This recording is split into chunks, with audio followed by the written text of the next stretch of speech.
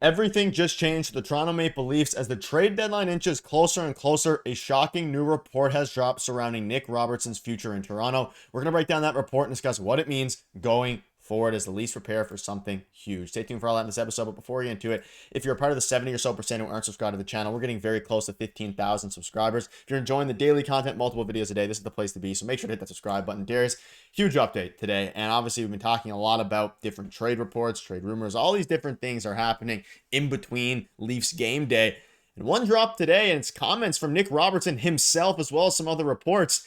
And now it changes the landscape of the trade deadline a little bit, at least as it pertains to what the reports are and what fans are starting to think about it, as well as what Brad Treliving's going to think about it. As you can see this here from Sportsnet, Nick Robertson no longer wants a trade from the Maple Leafs and has instead become a winger the team can depend on. And this is a far cry from what we heard a year ago when Nick Robertson, or during the offseason, less than a year ago, but during the offseason when Nick Robertson came out and requested a trade formally. He didn't want to be on the Leafs. He was hoping that he could break the top six. Now, he didn't break the top six. He hasn't really all year for an extended period of time or all year in general.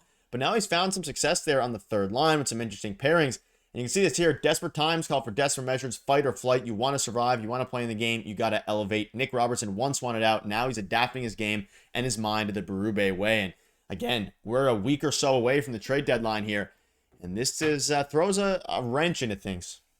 Yeah, and I think that, earlier this season or before the season started, everything that was happening during the summer, we made a ton of videos on Nick Robertson, the fact that he may get traded because he wanted to be traded from the Toronto Maple Leafs. And now he's found a bit of a spot on the team. He has some use to a degree. And I've been a big fan, and I'm not going to shy away from it, a big fan of Nick Robertson the entire time, right? And everybody who's been watching the channel knows that I'm a big Nick Robertson guy, and I would like for them to preferably keep him, right? I just don't know if there's much of a future beyond this season with him, but personally, I do think that he has a lot, great use, and I think that he could be a 30-goal scorer on almost any other team in the league. Like, wherever he ends up going, he's going to score a ton of goals. And Nick, I see you laughing there, but I think that it is true. I think that he's a very skilled player. Now, that being said, he's playing on the third line for the Toronto Maple Leafs, a role line. The third line you'd like to have as a checking line, right? And it has to have a role in the playoffs. And can he play that role come playoff time? Because he, at times this season, has looked good. He scored a big goal against the Boston Bruins the other night.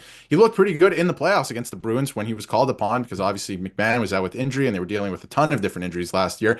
So I do wonder if they end up trading him, because I feel like they can move him out for some decent assets that they can then flip to go get something that could actually help them in the playoffs, like a big body that could drive the net and play a role on that line. I do believe that's something that's still up in the air.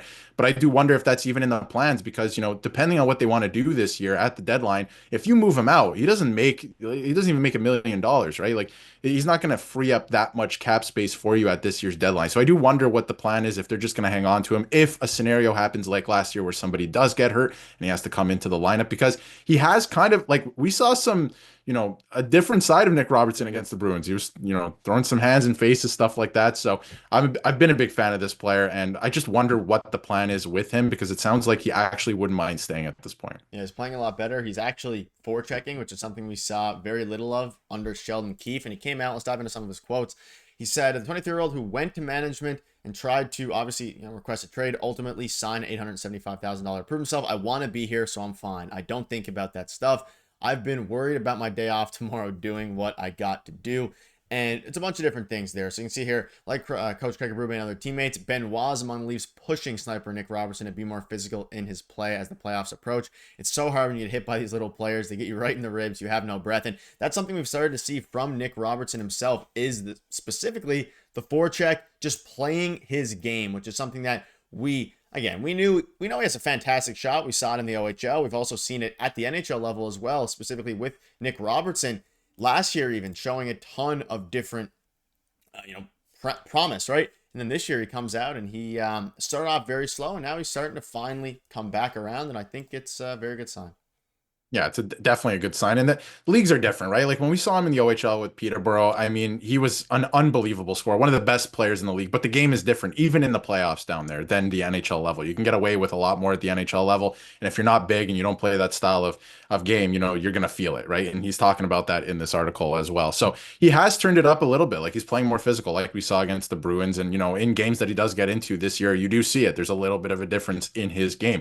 He does get knocked off the puck a lot, right? That's been something something that we've seen over the, since he's come to Toronto, since he's been playing in the NHL. He gets knocked off his feet quite easily. So that's something to keep in mind too. But again, I'm a big fan of this player. I think that his best, role with his skill set, he should be playing on the second line. And I don't know if that's going to happen with the Toronto Maple Leafs. So maybe they do look at trading him. I think that, again, a guy with his skill set has to be playing on the second line. If you're playing on the third line, yes, you can offer some depth scoring, but with what the Leafs need on their third line going into the playoffs, like Berube won a Stanley Cup with St. Louis with every single line, all four lines having a defined role. And that's kind of what he wants to find with the Leafs right now. And I just don't know if Nick Robertson screams that to me, especially heading into a playoff this year where they're trying to win the Stanley Cup, right? So it's going to be interesting, again, like I said, to figure out what they're going to do. But I love the comments from Robertson, right? He's just focused on what's happening right now. He doesn't know if he's going to get moved. He doesn't know what his future is, but he's just focused on playing the right way and keeping it simple. Berube talked about that a lot this year for Robertson. Continue to keep things simple, play your game, don't overcomplicate things, because we saw Timothy Liljegren do that, and then he was ended up traded. He got traded, right? So we will see what ends up happening here. I just don't know if he has a future with the skill set that he has with this team, with some of the players that they have on the team. He is an RFA after this year if they decide to want to keep him. What the other teams will offer across the NHL is obviously a big part of this. You can see this year, just how the season was going, it was kind of a blessing in disguise. You got to have desperation. When it's desperate, I'll be physical. I'm wanting to get in the game, be impactful. Last year, the most I played was 20 games in a row. Then I got scratched, shifting in and out. I hate that. So I made a decision that I want to play every single game. Like I said, back to the desperation thing. I want to be in the lineup every game. I want to be an impactful player, and so far it's working. So maybe a little shot there at Sheldon Keefe a little bit, and that's one of the main reasons that he requested a trade. And again, he said that he wants to be here because they asked him about the trade request, all these different things, and he wants to extend in Toronto if they offer him a spot, and specifically more so talking about the near future as it pertains to the trade deadline. He wants to stay in Toronto, and obviously he's been manning that third line lately with Max Domi, Bobby McMahon, depending on the day. Sometimes you see Bobby McMahon on the second line. Again, the third line is where he's been. If you put him in the second line, he'll probably produce a little bit more. That being said, at least on the Leafs, their second line is pretty locked in there. I mean, some people are saying replace Robertson with Holmberg in the second line or Bobby McMahon and move things around there. It'll be interesting, but I think at the end of the day, it'll make the Leafs think a little bit now because he's actually producing, and it's part of the reason they've won 3 in a row is because of his play as of late. And if they don't want to move him out of town now, if they're going to get an offer like a 5th round pick or something for Nick Robertson, it might be worth keeping him specifically because they're trying to win the cup this year. And it's not like his cap hit is anything crazy. It's not like he's going to hinder them in the future because depending on what other teams offer him, he can then, the Leafs can choose to match or not to match without much repercussion. Yeah, and trading him at this year's deadline. I mean, if you get some quality assets in return that can help you in the future, if you can, then flip them to go help yourself to go get something at the trade deadline, that could make some sense. But he doesn't make that much, right? It's not going to make a dent in terms of what you want to bring in. Like he's not a cap casualty like maybe a Max Domi would be, or David Kampf or something like that. Like it just doesn't make sense in my eyes to do something like that. So I do think that he could have some use. Like this is the type of guy that won't score for a while, and you're like, man, he's just being wasted away on the third line. Not only that, like he's not giving the team much, and then he'll score a huge goal in a game 6 or something. Like he just strikes me as that type. So it's going to be interesting to see what they end up doing with him. But I do wonder if they just hang on to him for the rest of the year. I don't know what his future is with this team past this year. I can't say, right? I don't know if he has a future on the second line. They've tried it doesn't work. He has found some use on the third line at times, right? But we'll see heading into the playoffs, but I think it would be smart to maybe hold on to this player, not because he's a great player and, he has a great skill set, I believe, but, if injuries do happen in the playoffs, I'd rather a player like this than somebody who doesn't have experience coming up from the Marlies to fill that role. Yeah, time will tell. We're getting very close to the actual trade deadline, which again is in a bit over a week because February is a very short month. We'll keep you up to date with all the latest news, and definitely interesting now. I still think, though, ultimately that the Leafs are going to trade Nick Robertson just because of the fit going forward. And if you can get any assets for him before he walks in free agency, or even if the Leafs just don't want to match their contract offer, better than no assets there. And it also depends on what other, not just the contract amount, but opening up a spot on the third line if they acquire some other players in a bigger trade. We'll keep you up to date, so make sure to hit the subscribe button. We'll see you guys later.